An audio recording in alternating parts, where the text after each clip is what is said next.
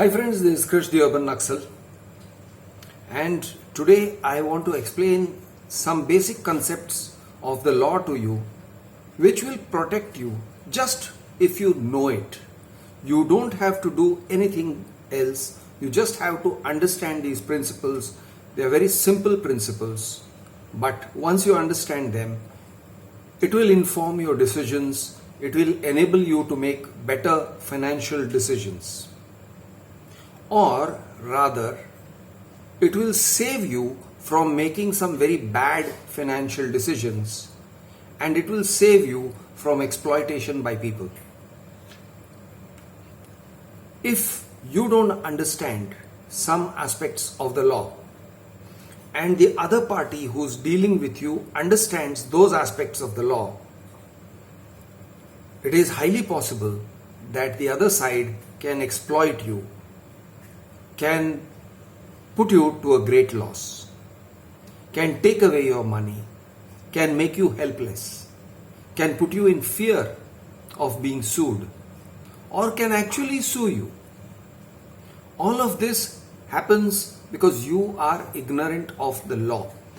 Now, I don't expect people to become perfect lawyers. They don't have to understand each and everything about the law. But there is a need for a certain functional amount of what is called legal literacy. Functional. Some amount of law, a sense of the law, an instinct for what might be lawful and what might not be lawful. Let me begin by giving you a few examples of what the law says about your rights. Suppose you agree to something and you sign on a piece of paper with some writing on it. Most people will think they are bound because they have given their signature. That is wrong. Most people are wrong because they don't understand the structure of the law. You cannot be bound simply by giving a signature on a piece of paper, on a bunch of terms and conditions. Even if that paper appears to be legal, for example, stamp paper. You sign on stamp paper and give it to somebody. He may think, this technique is used, by the way, to fool people. You give something written on stamp paper to someone and you sign in front of him, and they will say, oh, he signed on stamp paper, which means it must be true. Not necessarily. Not at all necessary. If he makes a promise to you on stamp paper, you may say, oh, he's given me a promise on stamp paper. Therefore, it is a very good promise. Not at all. The paper is not worth anything. You can just tear it up and throw it away. It is worthless. So, what is this thing about signatures being meaningless? I am giving you many scenarios in which signatures, whether it is yours or whether it is the opposite party, have no meaning whatsoever. Writing, even if it looks legal, even if it sounds legal, has no meaning whatsoever. A promise written down, signed, has no meaning. Worthless. Completely worthless. What is this? Let me explain. I'm going to start with giving you instances. Suppose you enter into a kind of a bet with someone, a wager, and you say, I'm going to meet you at 12 noon on Sunday, a certain particular date, Sunday the 25th of February 2023. And if I don't meet you, at 12 noon on Sunday at this place, then I am going to pay you 100,000 rupees. Let us say you enter into this kind of you give this kind of a promise to someone. Let us say you sign on it. Let us say it is on stamp paper, which seems to bind you. Are you bound? Suppose you reach late. Does it mean that you will have to pay that 1 lakh rupees, 100,000 rupees? And if you don't pay that 100,000 rupees, can this other gentleman to whom you have promised take you to court, make you pay the 100,000 rupees? Is it possible that he can make you pay it? In other words, is it enforceable? I'll tell you my basic thing about this. The answer is no, it is not enforceable.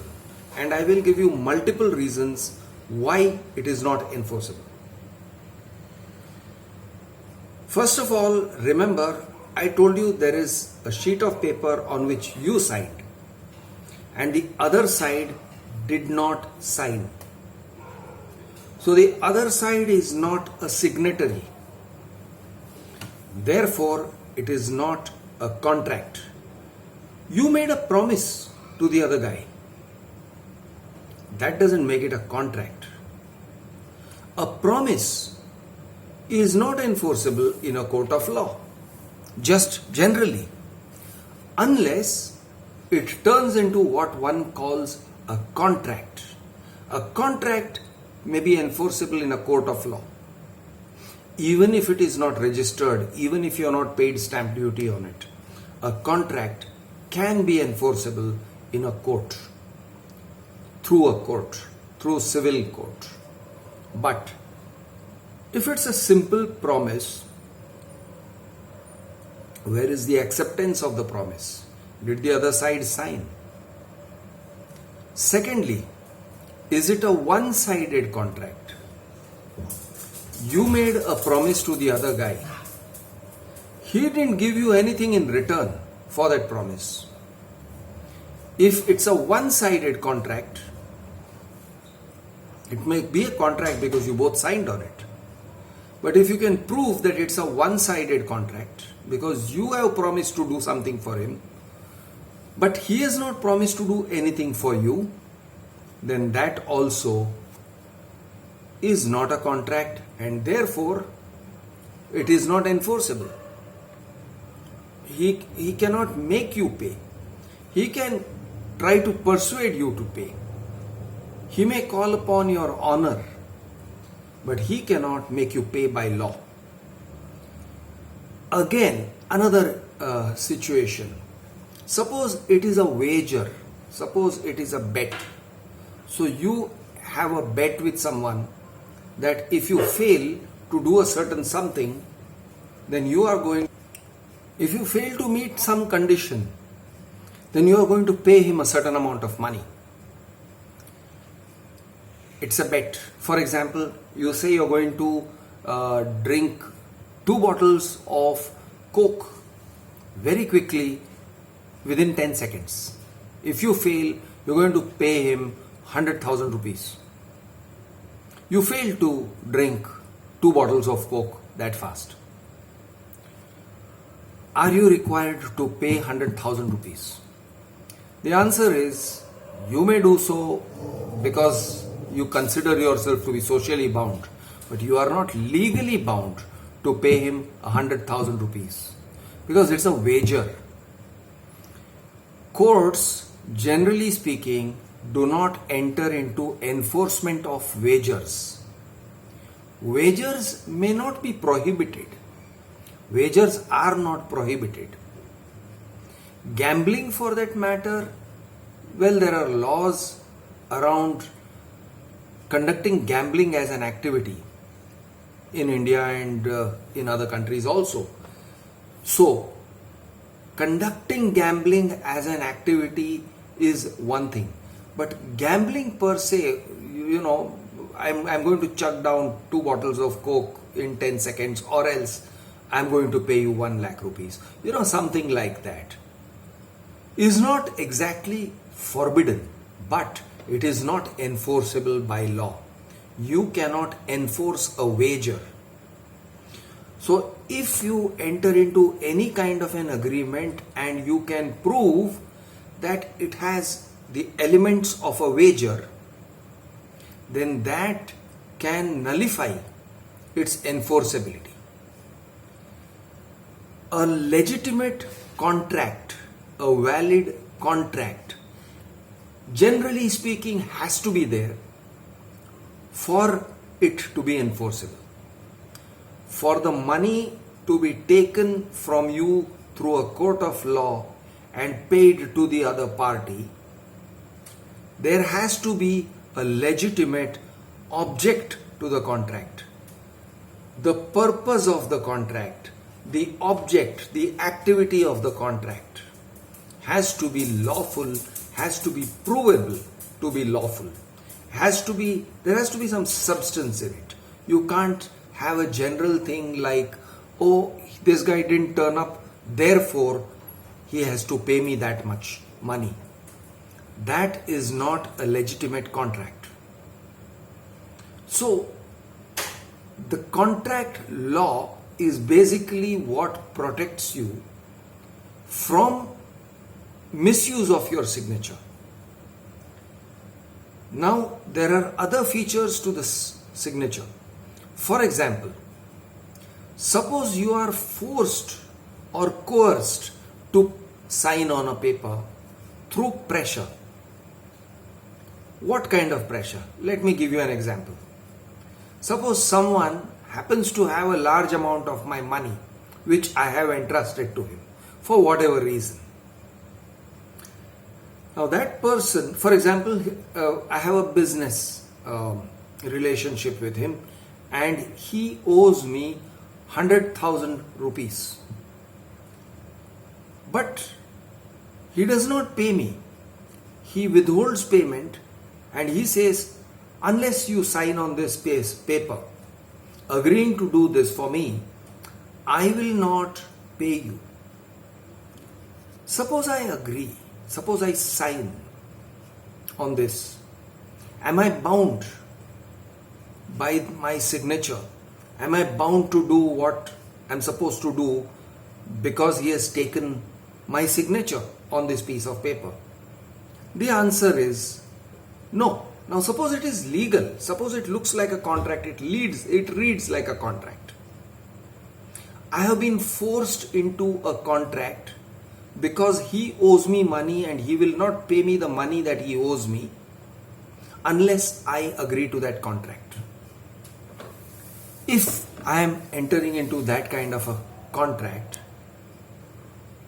is it enforceable? Can they make me pay? And the answer is no, it is not enforceable. And the reason is, here's the legal reasoning. Your signature on a piece of paper, on a contract, has to be procured signifying your consent. And the consent to be legitimate has to be, there are 3 elements to that consent. Number 1, I should be qualified as being able to, I am qualified to give consent. So, I have to be above the age of maturity. I have to be sane. I have to be in my senses, not drunk, for example. I have to be of sound mind. Then my signature can mean something. That is, one condition is fulfilled. Then the second condition. The second condition is it has to be informed consent. For example, suppose that contract paper is made in German. I don't read a word of German. I don't understand a word of German. He takes my signature on that paper. It doesn't mean a thing because it is not informed consent. There is no information. So it has to be informed consent where I can read it. I am given an opportunity to read it and understand it. And then the third part of it is, it has to be willing consent. My consent has to be willing. If there was coercion, if there was pressure, if there was pressure brought upon me by any means, by holding a gun to my head, by inflicting pain upon me, by holding me captive, by holding me prisoner, by holding one of my relatives prisoner, by holding my money prisoner, by threatening to blow up my property or by threatening to harm me in any way, by holding me in fear of loss of my job, loss of my business, any of these things, then it is not willing consent. The consent is not willing consent. If the element of willing consent is not there, then it's void. It's not a contract. My signature means nothing and it is not enforceable. Why am I telling you all this? The reason is, many companies are procuring your signature on something or are procuring your consent on some things, but it is not willing and informed consent very often, or it is not consent which comes without coercion. There is often an element of coercion, of pressure, of putting you in fear. For example, you fear losing your job, you fear losing money. So they put you in fear of various kinds and then seek your consent. They get your consent, but if you can prove that you were made to fear, a loss, a large loss, or even a moderate loss, or you were made to fear the various kinds of consequences, or you are kept under time pressure which was unnecessary. You sign this right now or else. This kind of time pressures. If you can prove this, whatever you're signed on can be declared null and void. In other words, if your signature is taken based on such things, there is no willing and informed consent, there is no object to the contract, there is no legitimate object to the contract, there is no consent of the other side, there is no signature from the other side accepting your signature, your action, whatever your actions may be.